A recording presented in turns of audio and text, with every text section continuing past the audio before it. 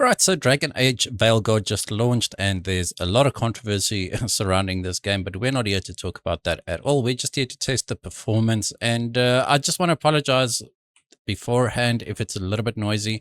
Even if it's not, my noise reduction might cut out my voice every now and again. The aircon is on. It's very, very warm here in South Africa. My room is a blistering 40 degrees Celsius, so the aircon is on. Right, so let me just go through the settings here with you quickly. There's quite a lot of settings, right? So this game, I'm using an external capture card for all my captures. Currently, we're at 1440p, and my capture card is only 60 hertz, and it does have upscaling, so it's got DLSS, XSS, and FSR. Currently, we're at native resolution. It does have DLSS frame generation, reflex, and then you've got a bunch of anti-aliasing options, FSRAA and DLAA, and then TAA low and high, etc. So bunch of settings there for you to choose from. It also has dynamic resolution scaling. Then if we look at the graphics settings here, currently I'm on the ultra preset, and unfortunately every time you change the preset you have to restart the game. Kind of weird. But anyway, on the ultra preset, it does show you in the bottom right hand corner there the expected VRAM usage. So but this is with an RTX 4080 Super. We've got 16 gigabytes available, and we're using about 7.5 gigabytes on this specific setting. And it does have a bunch of ray tracing options as well. So it's got ray traced reflections off, selective, and on. Right, so the ultra preset selects it as selective, and then you've got it always on as well. So we'll just use the ultra preset for now. We'll manually enable all these, and then you've also got ultra ray tracing, and it just says that it enables the highest level of ray tracing effects. Rest of the settings, strand hair, whatever, just showing you the settings here. So I'm going to load my save here, just show you a little bit of combat, and then we'll see how the game performs. Right, so right off the bat, we are in combat here, and you can see we are actually fully GPU bound. But this is with the 14600K CPU and an RTX 4080 Super, as I said previously. That is, again, it paired with a DDR5 6400 megatransfers per second CL32 memory. Now, this is actually in the second area of the game. The first area is CPU bound, which is kind of weird. It's actually not just on this system. I've got word from multiple people saying that it is quite CPU bound, even on 12900K systems, etc. And it's, I mean, it's expected. You can actually see when you play the game yourself, if you are planning to. There's a lot of NPCs. There's a lot happening in the city, so that it makes maybe sense that it's CPU bound, but over here it's definitely not CPU bound. Right, so I got no idea what I'm supposed to be doing. I know I say that in all the games, but I typically just get to a place where I can actually benchmark the game.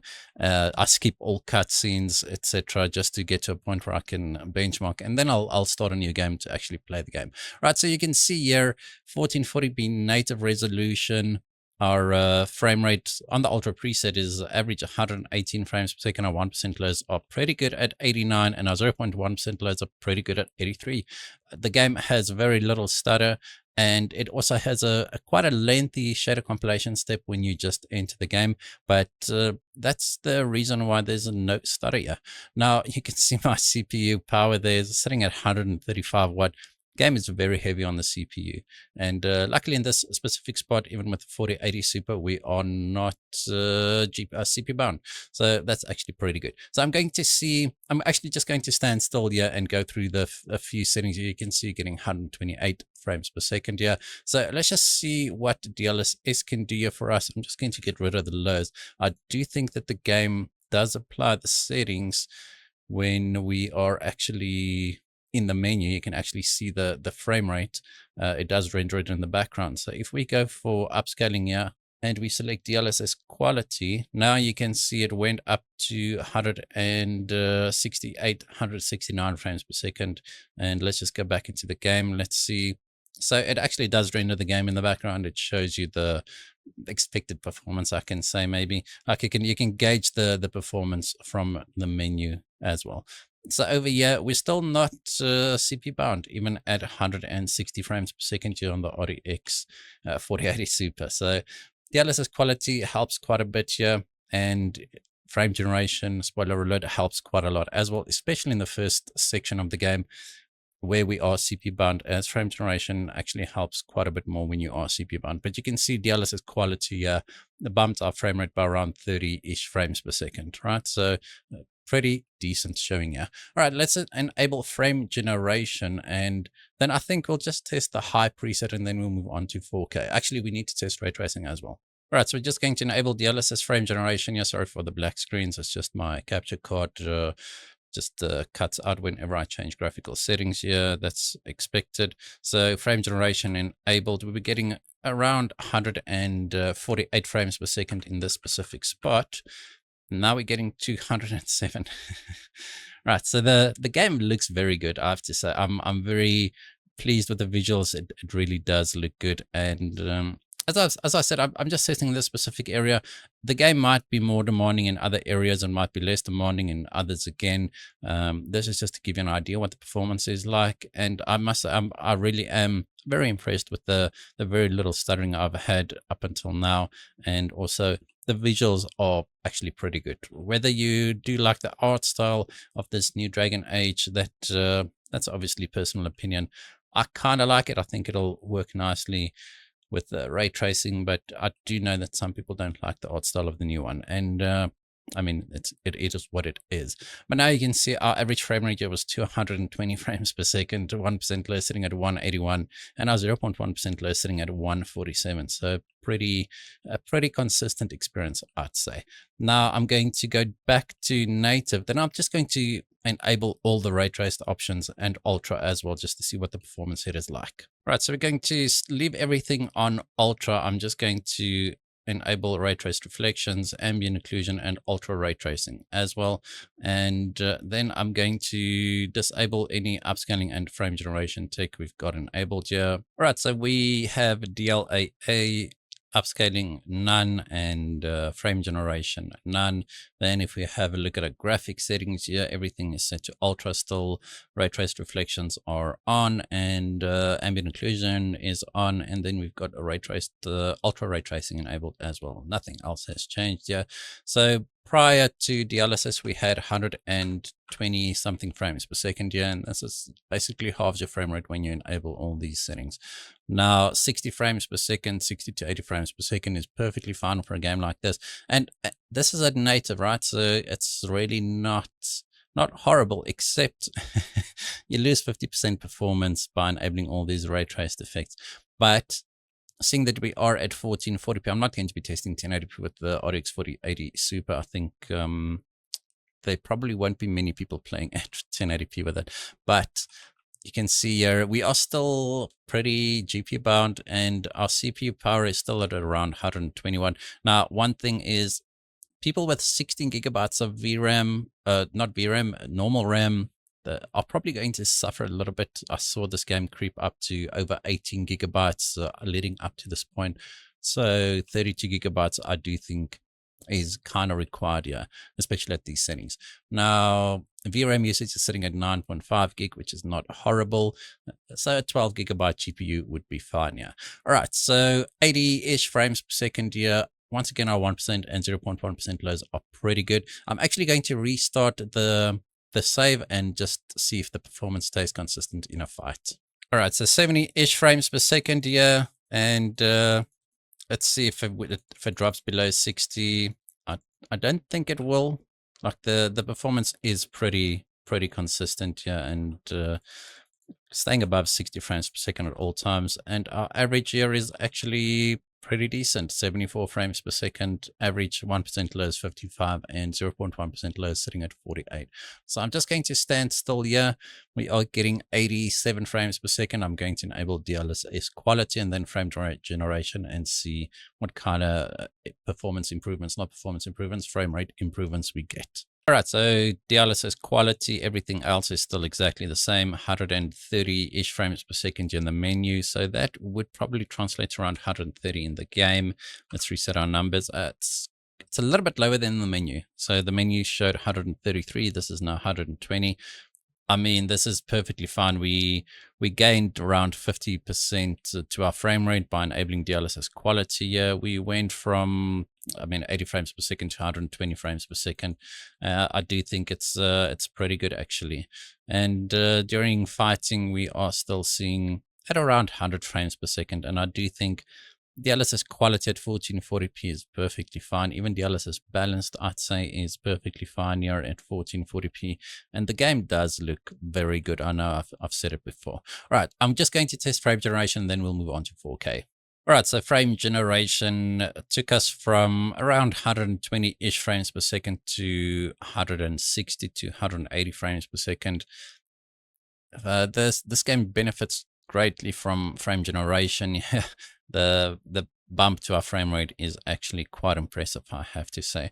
And I actually think this is probably where I'd be playing this game. I do have a 165 hertz 1440p panel that I'm using as my daily, and seeing that I can max that out with these settings while still looking plenty good. Input latency is not noticeable at all at these frame rates, and I think this is what I'll be playing at. All right, so I don't think it's worth it to go down to the high preset, except just to see what the performance hit is, right? So we'll just check a baseline performance again on the ultra preset, and then we'll drop down to high, and then we'll move to 4K.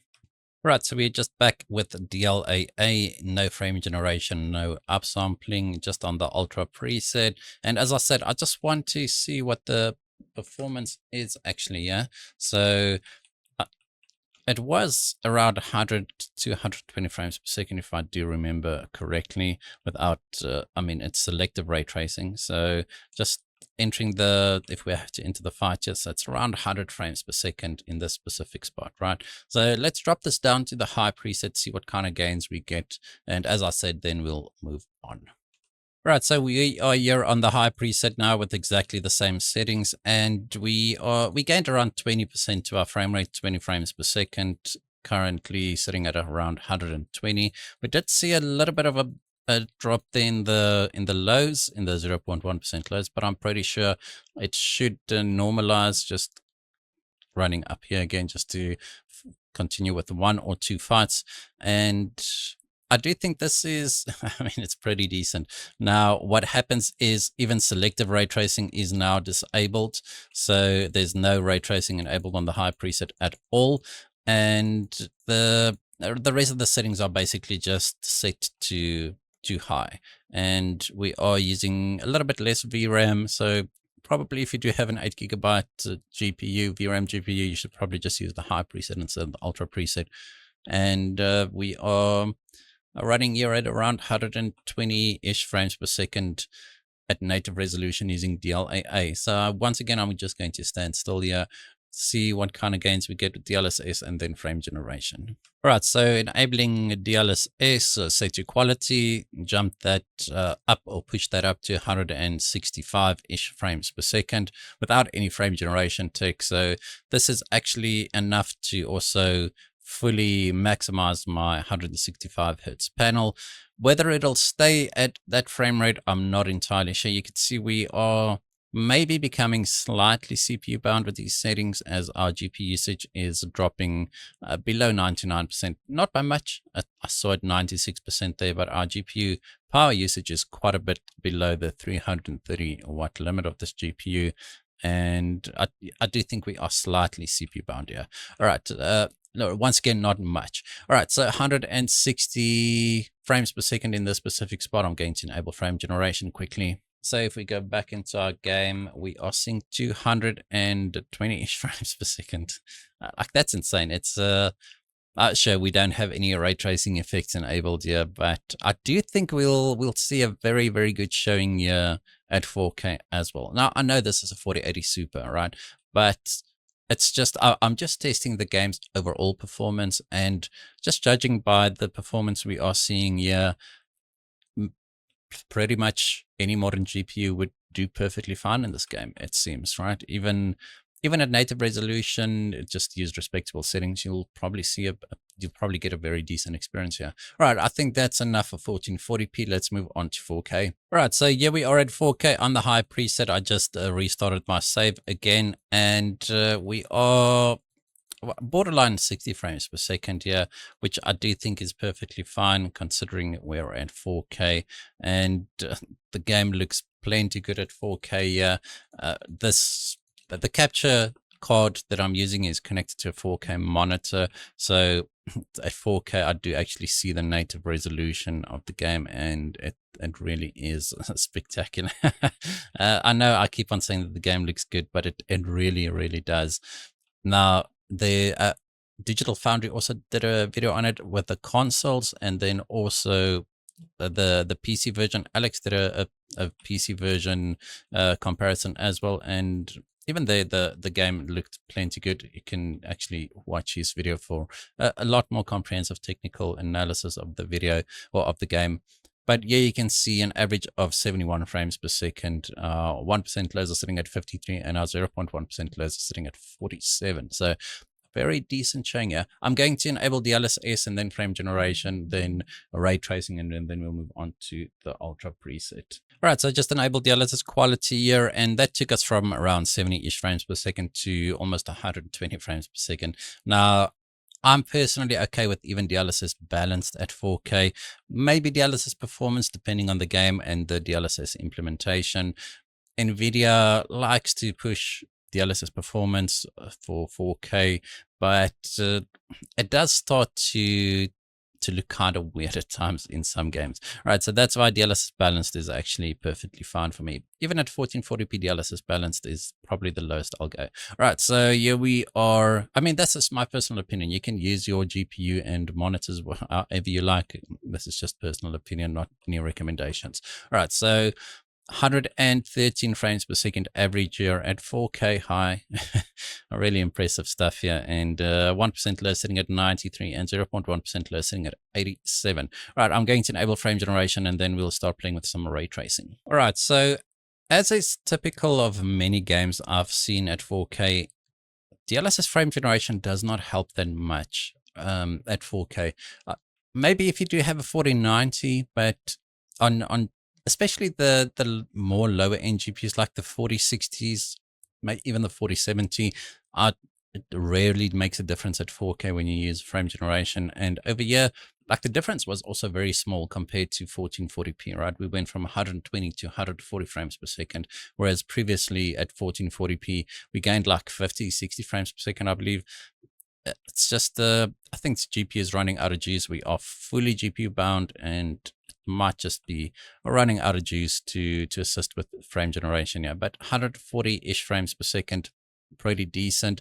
Now I'm just going to enable not DLSS. I'm going to enable all the ray tracing effects here whilst using DLSS, but not frame generation. So I'm going to disable frame generation. Let me just go through the settings here quickly. Still on the high preset, right, at 4K. So if we go ahead and just leave DLSS set to quality, then we'll use disable frame generation actually. Right, finally.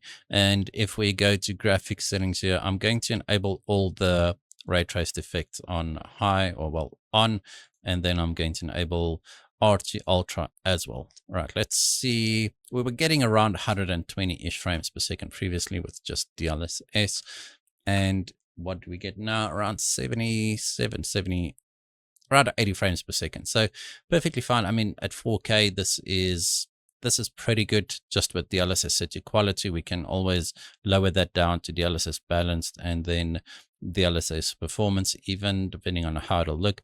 But I'd say 80 frames per second is perfectly fine for this game. I'm going to enable DLSS frame generation quickly, and then I just want to do DLSS scaling at 4K quickly as well. Actually, let's just do DLSS scaling first, and then we'll enable frame generation. So this is with all the RG effects enabled. So we are seeing 80 frames per second. Let's call it 80. All right, and then dropping down to balanced, push that up to 90 frames per second, standing in this specific spot. Let's try performance, and performance, bump that up another 10 frames per second. So we went from 80 frames per second at DLSS quality to 100 frames per second at DLSS performance. So it's actually quite intensive resolution jump or change. We went from 1440p all the way down to 1080p internal resolution using, remember, DLSS performance is 1080p internal resolution at 4K.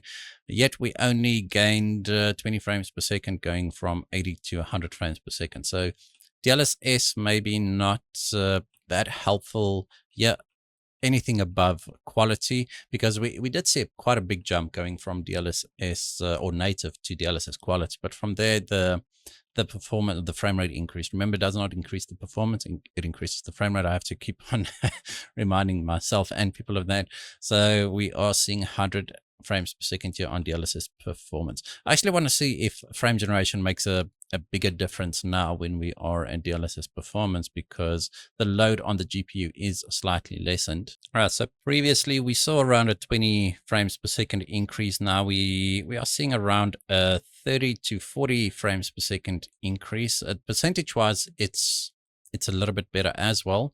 So definitely, if you want a high refresh rate experience when it comes to the frame rate, at least DLSS performance with DLSS frame generation can get you that at 4K with all the ray traced settings enabled. It's actually pretty decent. So 140-ish frames per second. Remember, this is the high preset. So DLSS frame generation definitely helps a bit more when we lessen the load on the GPU here. All right, I think that's enough for the high preset.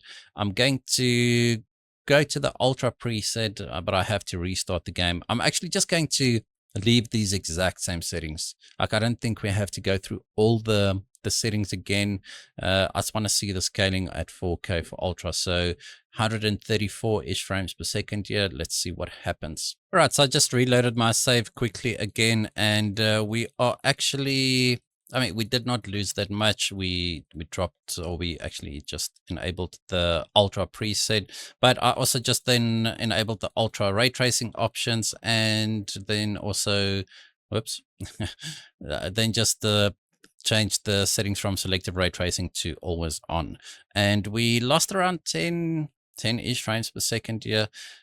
Now, I think it's because we were already using ultra ray tracing and all the ray traced options previously. So I guess it makes sense, right? So this is actually not a terrible experience at all. 120-ish frames per second.